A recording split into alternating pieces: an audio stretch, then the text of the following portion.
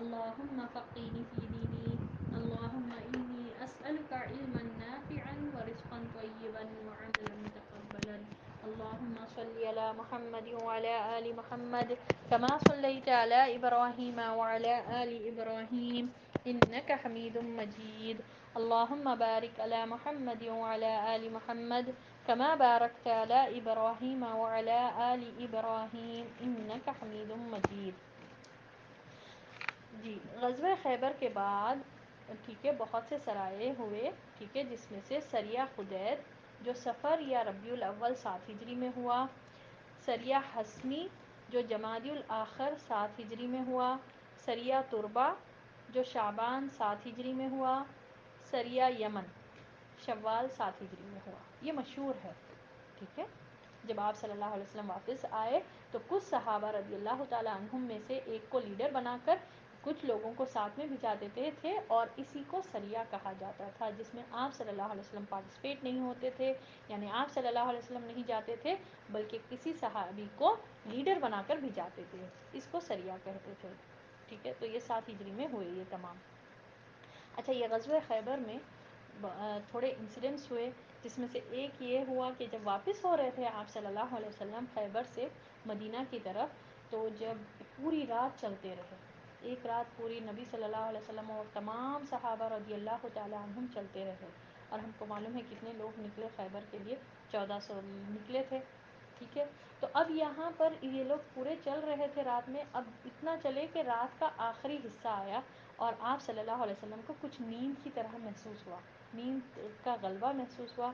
تو آپ صلی اللہ علیہ وسلم نے کہا کہ یہاں پر ہم تھوڑا اسٹے کریں گے. یہاں پر اب قافلے کو کہا کہ اب ہم یہاں پر تھوڑا یہاں رکیں گے، اسٹے کریں گے. تو بلال رضی اللہ تعالیٰ عنہ کو ذمہ داری دیے کہ فجر کو اٹھائیں نماز کو. تو انہوں نے لبیک کہا، لبیک یا رسول اللہ صلی اللہ علیہ وسلم. اور حالانکہ سب تمام صحابہ رضی اللہ تعالیٰ عنہم سب تھکے ہوئے ہیں. آپ سوچئے پوری رات چل رہے تھے، آخری پہر یعنی last part of the night, last third of the night, وہ ٹائم پر آپ صلی اللہ علیہ وسلم نے رکنے کے لیے کہا، کیونکہ آپ صلی اللہ علیہ وسلم کو نیند کی طرح فیل کر رہے تھے. اور کہا کہ بلال رضی اللہ تعالیٰ عنہ کو ڈیوٹی دیے، ریسپانسبلٹی دیے کہ وہ اٹھائے فجر کی نماز کو. تو بلال رضی اللہ تعالیٰ عنہ کیا کرے، اب جتنا ٹائم تھا ابھی فجر کے لیے بہت ٹائم تھا، غالباً 2 بج رہے تھے ہو گئے یا جو بھی ٹائم ہو رہا تھا. تو اب وہ نماز پڑھنا شروع کرے، نفل نماز پڑھے جا رہے تھے یہاں تک کہ طلوع فجر سے کچھ ٹائم باقی رہ گیا تھا، ابھی کچھ ٹائم باقی تھا طلوع فجر سے. تو انہوں نے کیا کیا، اپنی اونٹنی کو ٹیک لگا کر، سوئے بھی نہیں، بس ٹیک لگا کر اللہ کا ذکر کرتے ہوئے طلوع جہاں سے سورج طلوع ہوتا اس جگہ کی طرف اپنا فیس کر بیٹھے ہوئے تھے. تو ان پر بھی نیند غالب آ گئی. اب تمام صحابہ رضی اللہ تعالیٰ عنہ سو گئے، نبی صلی اللہ علیہ وسلم سو گئے، بلال رضی اللہ تعالیٰ عنہ جاگ رہے تھے، اور وہ بس ٹیک لگائے صرف، دیکھیے آپ اونٹ کو ٹیک لگا کر تھے کہ ان کو بھی نیند لگ گئی. اور یہاں تک کہ سورج پورا اجالا ہو گیا تھا، سورج پورا اوپر تک آ گیا تھا. سب سے پہلے جو بیدار ہوئے وہ محمد صلی اللہ علیہ وسلم تھے. محمد صلی اللہ علیہ وسلم جلدی ایک دم بیدار ہوئے اور بول کر پریشان ہو گئے اور پکارے یا بلال رضی اللہ تعالیٰ عنہ. تو بلال رضی اللہ تعالیٰ عنہ بھی چمک کر اٹھ کر بولے، اے اللہ کے رسول صلی اللہ علیہ وسلم، آپ پر میرے ماں باپ قربان، مجھے بھی اسی ذات نے روک رکھا تھا جس نے آپ کے نفس کو روک رکھا تھا. سبحان اللہ، یعنی اللہ، یعنی ان پر بھی نیند غالب آ گئی. تو بہرحال نبی صلی اللہ علیہ وسلم نے فرمایا چلو یہاں سے کوچ کرو، فوری یہ جگہ چھوڑو.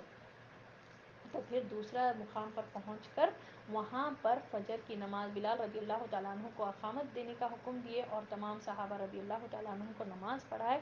اور اس کے بعد نبی صلی اللہ علیہ وسلم نے فرمایا کہ جب کوئی شخص نماز پڑھنا بھول جائے کسی بھی وجہ سے، تو جیسے ہی فوری اسے یاد آئے تو اسے ادا کر لینی چاہیے.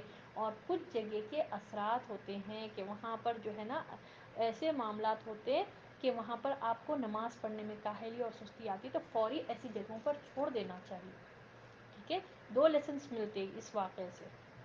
کلیئر ہے یہ واقعہ؟ اگر بھول جانے پر، نیند لگ جانے پر یا کبھی کچھ ہو رہا ہے تو فوری اسی وقت جب یاد آ جائے انسان کو ادا کر دینی چاہیے.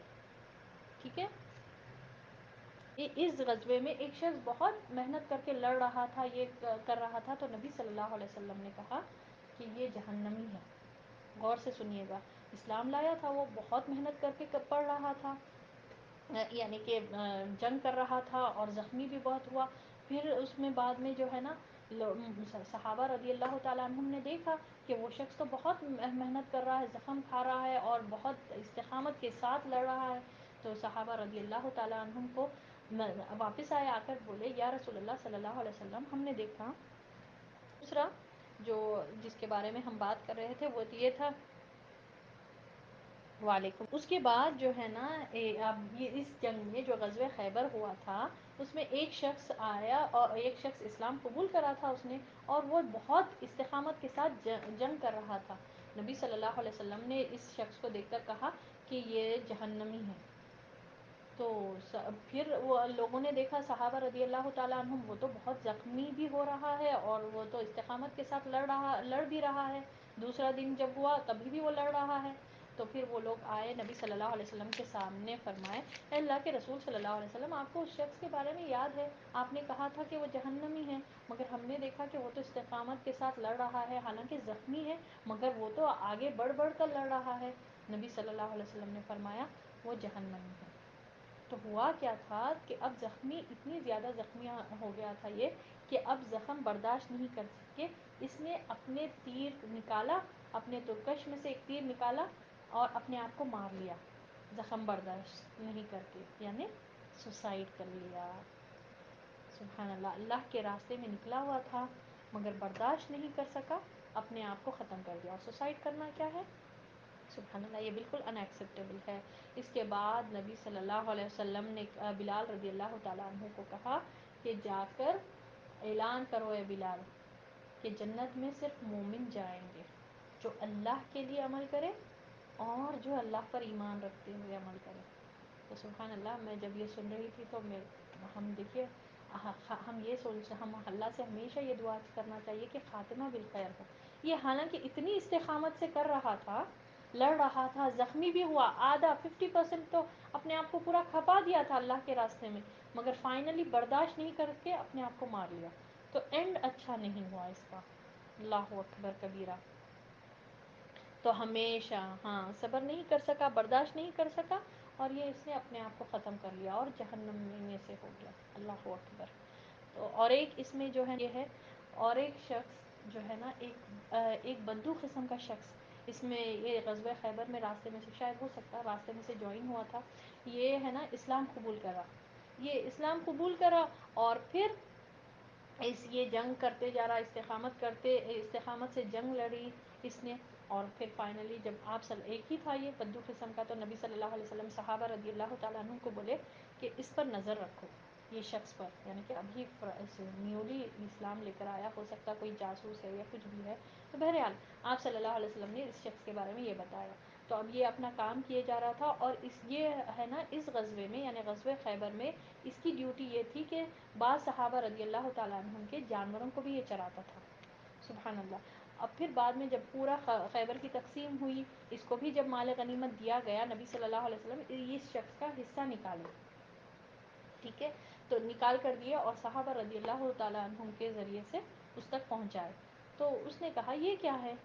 تو صحابہ رضی اللہ تعالیٰ عنہ نے کہا کہ یہ محمد صلی اللہ علیہ وسلم نے تم کو اس غزوے میں مال غنیمت میں سے ایک حصہ دیا ہے. تو اس نے رکھ لیا. رکھ کر پھر محمد صلی اللہ علیہ وسلم کے پاس واپس آئے اور کہے، اور اس شخص نے کہا جو بدو قسم کا تھا، اس نے کہا اے محمد صلی اللہ علیہ وسلم یہ کیا ہے؟ تو نبی صلی اللہ علیہ وسلم نے وہی بتایا کہ مال غنیمت میں سے حصہ ہے.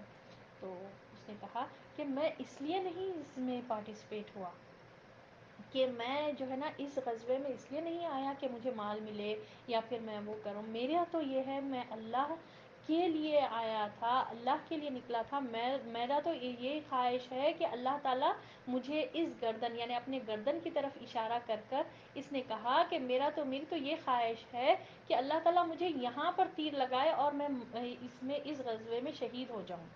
اس لیے میرا ارادہ تھا، میری یہ نیت نہیں تھی کہ مجھے مال ملے. تو سبحان اللہ، پھر اس کے بعد یہ شخص آگے جو ہوا تھا کچھ غزوہ یہ وادی قرا میں جو بھی ہوا تھا، تو وہاں پر یہ شخص کو اسی جگہ تیر لگی اور جہاں پر اس نے اشارہ کیا نبی صلی اللہ علیہ وسلم کے پاس جب اس شخص کو لایا گیا اور وہ یہاں اس میں شہید ہو گیا، تو نبی صلی اللہ علیہ وسلم کے سامنے جب لے کر آیا گیا تو نبی صلی اللہ علیہ وسلم نے کہا کہ اس شخص نے اپنے اللہ سے کیا ہوا وعدے کو سچ کر دکھایا، سبحان اللہ، یعنی اس کی نیت درست تھی، اور آپ صلی اللہ علیہ وسلم نے فرمایا کہ میں اس کے تعلق سے گواہی دیتا ہوں کہ یہ سچا مومن تھا، اللہ اکبر۔ یہ ایک ہوا، اور ایک بارے میں نبی صلی اللہ علیہ وسلم اپنی اونٹنی سے اتر رہے تھے، تو ایک شخص وہ جو ہے نا نبی صلی اللہ علیہ وسلم کا کجاوا اتار رہا تھا، غلام تھا، اور آپ صلی اللہ علیہ وسلم کا کجاوا اس اونٹنی سے اتار رہا تھا، وہ اتار رہا تھا، اتنے میں اس کو تیر آ کر لگ گئی غزوہ خیبر میں، ٹھیک ہے، تو اس کو تیر آ کر لگ گئے اور وہ شہید ہو گیا، وہ مر گیا۔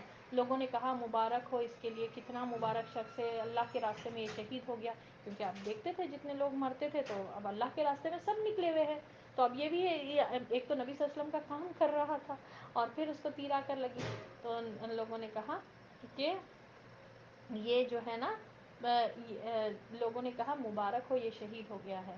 نبی صلی اللہ علیہ وسلم نے فرمایا، غور سے سنیے، آپ صلی اللہ علیہ وسلم نے فرمایا نہیں، یہ شہید نہیں ہے بلکہ یہ جہنمی ہے، کیونکہ اس نے خیبر کے وقت جو مال غنیمت میں سے ایک چادر چرا لی تھی، اور یہ چادر اس کے لیے آگ میں جانے کا باعث بنی، اللہ اکبر کبیرہ، اللہ کے مال میں سے چوری کی تھی اس نے، ایک چادر اڑی۔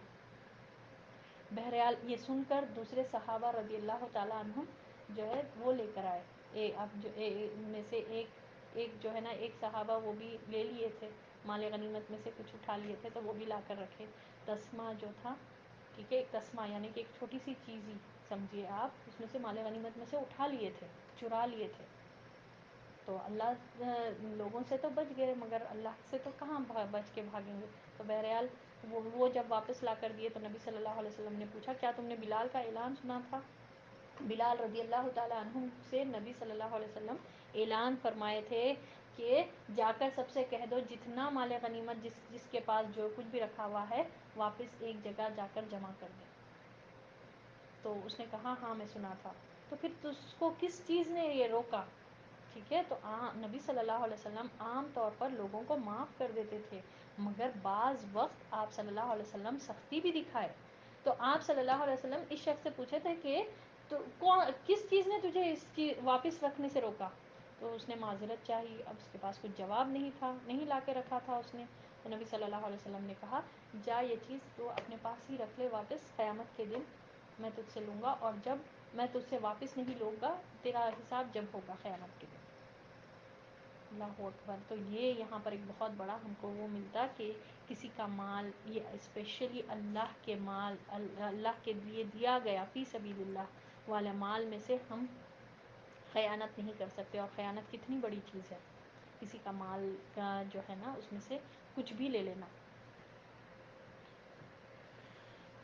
ٹھیک ہے، یہ عمرہ قضا، ٹھیک ہے، یہ کب ہوا؟ ذیقت 7 ہجری، ہم لوگوں نے دیکھا نبی صلی اللہ علیہ وسلم خواب میں دیکھے تھے 6 ہجری میں، اور آپ صلی اللہ علیہ وسلم مدینے سے نکلے تھے مکہ کی طرف اور روک دیا گیا تھا، تو اب نبی صلی اللہ علیہ وسلم ذیقت کا چاند جب دیکھے پھر عمرے کی تیاری شروع کرے، سبحان اللہ۔ اب آپ دیکھیے 7 سالوں کے بعد صحابہ رضی اللہ تعالیٰ عنہم کا عمرہ ہو رہا ہے، اس وقت روک دیے گئے تھے، واپس بھیجا دیا گیا تھا، اب یہ لوگ عمرے کے لیے نکلے۔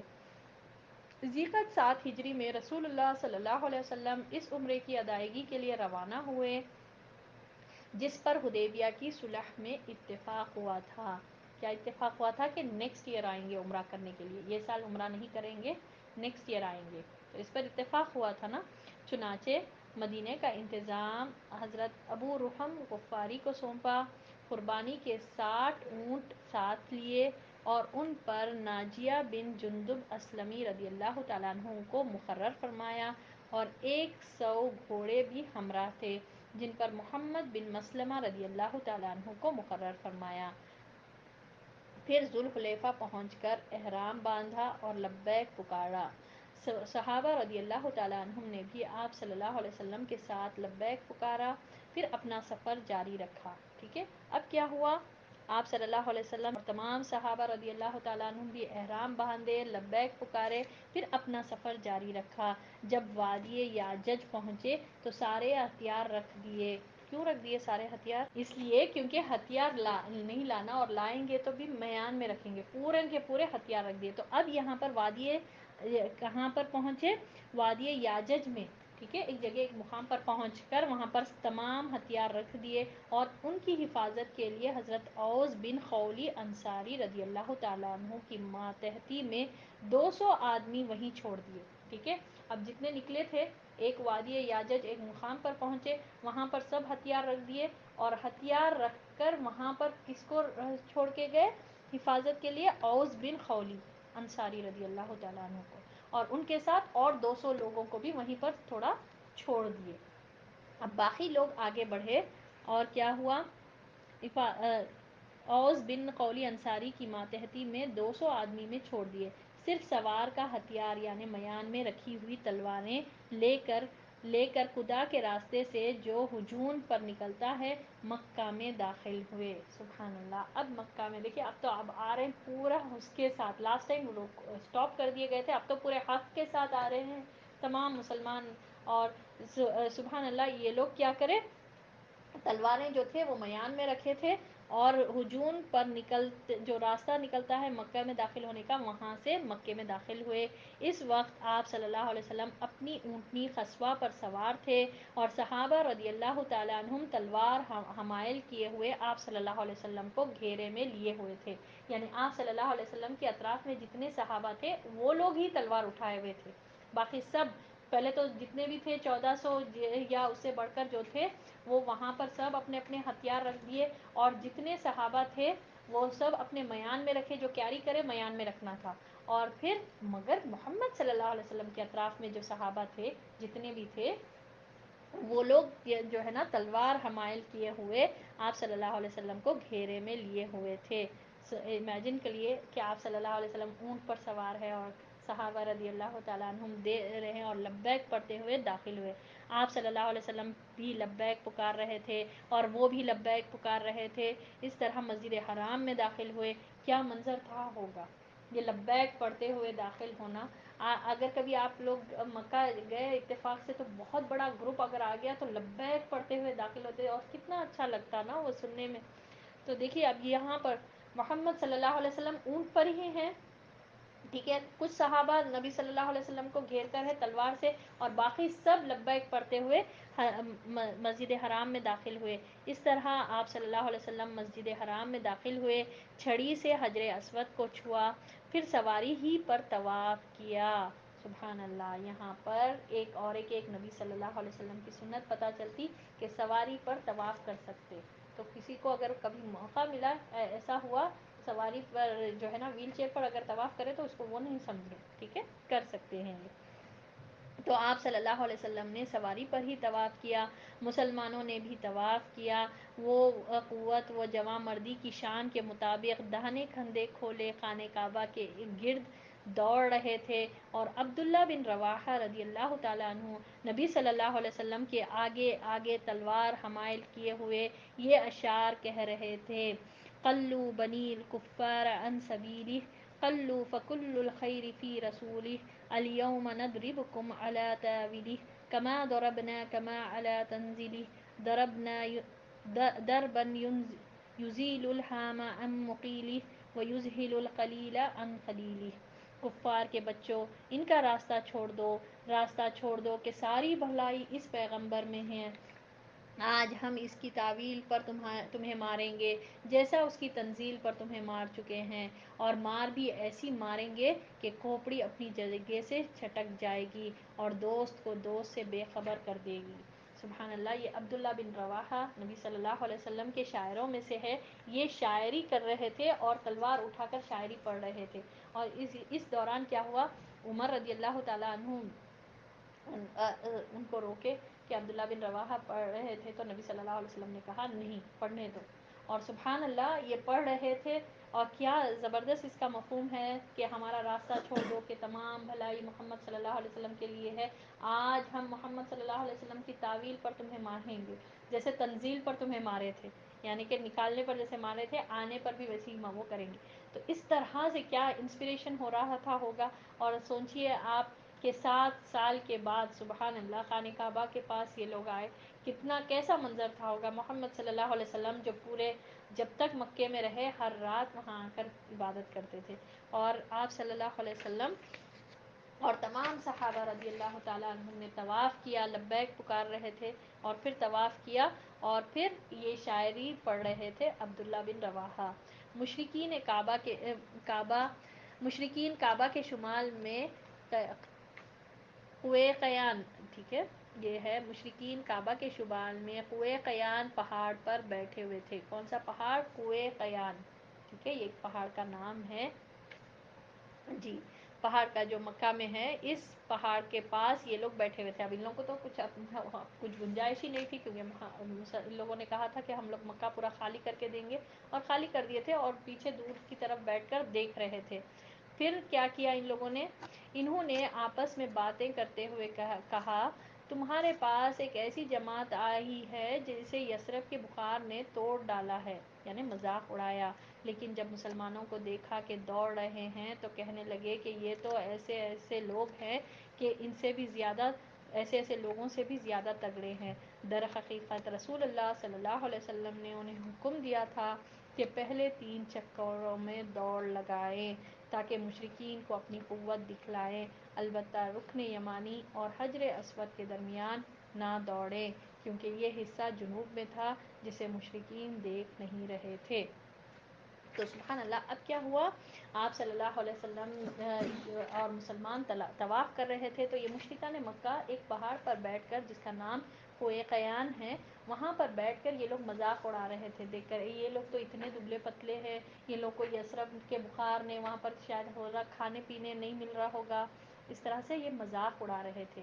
تو نبی صلی اللہ علیہ وسلم نے کہا کہ دوڑو، ٹھیک ہے، جو ہم 3 چکروں میں جو کرتے ہیں نا، رمل جس کو کہا جاتا ہے، تو وہ دیکھ کر وہ لوگ ایک دم سرپرائز ہو گیا، اور ان لوگوں نے کہا کہ نہیں، یہ تو بہت تگڑے قسم کے لوگ ہیں. سبحان اللہ. اور یہ بھی ہے مردوں کے لیے رائٹ کھاندہ جو کھلا رکھتے، یہی وجہ سے کہ ان کو طاقت اور قوت پتہ چلے. یہ جو آپ صلی اللہ علیہ وسلم نے سنت یہ چھوڑی ہے کہ مردوں میں جو کرتے ہیں، اور رمل جو کرنا ہے 3 چکروں میں، سٹارٹنگ کے 3 چکروں میں. اور پھر آپ دیکھیے، آپ یہ رکن یمانی اور حجر اسود کے درمیان نہیں کرنے کے لیے، کیونکہ اس میں وہ چھپ جا رہے تھے، وہ لوگ دوسرے سائڈ بیٹھ کے مذاق اڑا رہے تھے، تو مشرکین وہاں سے نہیں دیکھ رہے تھے. آج بھی آپ دیکھیے رکن یمانی اور حجر اسود کے جگہ پر آٹومیٹکلی رش بڑھ جاتا، وہاں پر آپ دوڑ ہی نہیں سکتے. اللہ اکبر، اللہ اکبر کبیرہ. چاہے کتنا بھی وہ معاملہ ہو، مگر یہ مقام پر آ کر کوئی وہاں پر چلنے ہی مشکل ہوتا. اس کے بعد رش تھوڑا بکھرتے رہتا، مگر حجر اسود اور رکن یمانی کے پاس جو جگہ ہے، وہاں آٹومیٹیکلی آج بھی رش کم ہو جاتا. طواف سے فارغ ہو کر آپ صلی اللہ علیہ وسلم صفا مروہ کی سعی کی، اور ان کے ساتھ پھیرے لگائے کہ مروہ کے پاس قربانی کے جانور ذبح کیے، اور وہیں اپنا سر منڈوایا. مسلمانوں نے بھی یہی کیا. اس کے بعد کچھ لوگوں کو یاجوج بھیج دیا تاکہ وہ ہتھیاروں کی حفاظت کریں، اور جو لوگ حفاظت پر مامور ہے وہ آ کر اپنا عمرہ ادا کر لیں. تو سبحان اللہ، یہ ہوا اور وہیں پر آپ اپنا سر منڈوایا. مسلمانوں نے بھی یہی کیا. اس کے بعد کچھ لوگوں کو یاجج بھیج دیا گیا کہ وہ ہتھیاروں کی حفاظت کرے، اور جو لوگ حفاظت پر مامور تھے وہ آ کر اپنا عمرہ ادا کریں. ٹھیک ہے، تو سبحان اللہ، یہ جو کہا گیا تھا ان سے، جو وہاں پر چھوڑے گئے تھے یاجج پر، ہم لوگوں نے دیکھا کہ صحابی رضی اللہ تعالیٰ عنہ کو ذمہ داری دی گئی تھی کہ ہتھیاروں کی حفاظت کریں. ان کے ساتھ 200 کو چھوڑے، تو وہ سب کو پھر ان لوگ نہیں کرے تھے نا عمرہ. تو اب یہاں کے لوگ جو فارغ ہو گئے تھے عمرے سے، وہ لوگ وہاں پر گئے کچھ لوگ، اور پھر وہ لوگ جو 200 وہاں پر سٹاپ ہو کر تھے، وہ لوگ واپس آئے، اور ان لوگوں نے اپنا عمرہ ادا کیا. کلیئر؟ جی کلیئر ہے یہاں تک؟ اس طرح سے اللہ تعالیٰ نے ایک ایسا راستہ بنایا کہ یہ لوگ پورا حرم چھوڑ کر خالی کر دیے. مسلمانوں کے لیے، اور یہ لوگ لبیک پڑھتے ہوئے محمد صلی اللہ علیہ وسلم اونٹنی پر سوار ہو کر طواف کرے.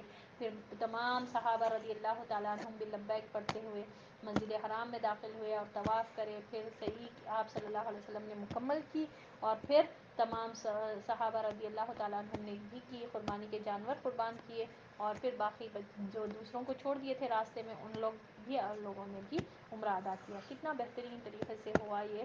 اور سبحان اللہ، ہاں آپ لوگوں کو یاد ہوگا کہ ہم لوگوں نے جب فرسٹ ٹائم کیا تھا یہ، تو سبحان اللہ ہم لوگ کا یہ معاملہ تھا کہ یہاں پر بھی عمرہ بند ہو گیا تھا. اللہ اکبر کبیرہ، جو لاک ڈاؤن کی وجہ سے، اور اسی وقت یہ اوپن ہوا تھا. اللہ سے بہت زیادہ دعا ہے کہ اللہ تعالیٰ اپنے گھر کا دیدار کرے اور ہمارے لیے معاملات آسان فرمائے، اور ہمارے پڑھنے کو، بیٹھنے کو، بولنے کو، سننے کو قبول فرمائے، اور ان میں جو کوتاہی ہوئی اسے معاف فرمائے. آمین یا رب العالمین. وآخر الدعوانا ان الحمد للہ رب العالمین. سبحان ربک رب العزت عما یصفون وسلام علی المرسلین والحمد للہ رب العالمین. سبحانک اللہم وبحمدک نشہد ان لا الہ الا انت نستغفرک ونتوب الیک. السلام علیکم ورحمۃ اللہ وبرکاتہ.